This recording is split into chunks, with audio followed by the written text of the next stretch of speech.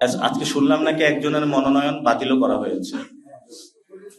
So ওই আমাদের হলো অ্যাক্সিডেন্টালি যদি কোথাও আগুন লাগে সেটার জন্য হলো আমরা ফায়ার সার্ভিস রাখি আর স্টেশন গুলা, যাতে হলো দ্রুত গতিতে চলে। বিএনপি 200 কয়টা 67টা কয়টা আসনে আগুন জ্বালায় দিছে, আসলে এতগুলা ফায়ার স্টেশন তো বাংলাদেশে নাই। খুব এটা দেশের কি হয় এটা আমরা বুঝি না। তো এটা এই জন্যই আমরা আমাদেরকে বারবার বলেছিলাম যে রিফর্মের যে টিকিট আছে এটা যদি বিএনপি কে দেওয়া যাইতো তাহলে এই ধরনের পরিস্থিতি তাদের পড়তে হইতো না। এবং আমরা খুবই হতাশ হয়েছি, তাদের প্রার্থী তালিকায় এমন এমন লোক রেখেছে যারা বলছে যে জুলাই সনদের প্রয়োজন নাই। উনি আবারই নামের আগে যোগ করেছে মেজর মুক্তিযুদ্ধ নাকি ছিলেন। তো উনি আসলে মুক্তিযুদ্ধ করেছেন, কিন্তু মুক্তিযুদ্ধের যে সাম্য মানবিক মর্যাদা এবং ন্যায় বিচার এটা মনে মগজে ধারণ করতে পারেন নাই।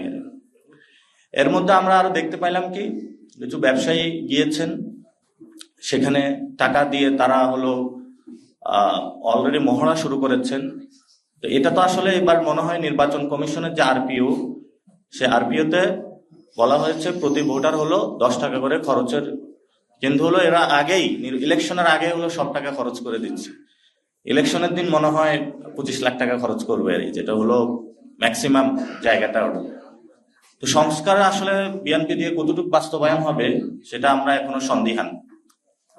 আর ইউনূস সরকার অথবা বর্তমানে যে সংস্কার কমিশন একটি ভালো কাজ করেছে, যে প্রতীক বিক্রির যে দোকানগুলা খুলেছিল বাংলাদেশে বড় বড়, এগুলা হলো বন্ধ করে দিয়েছে।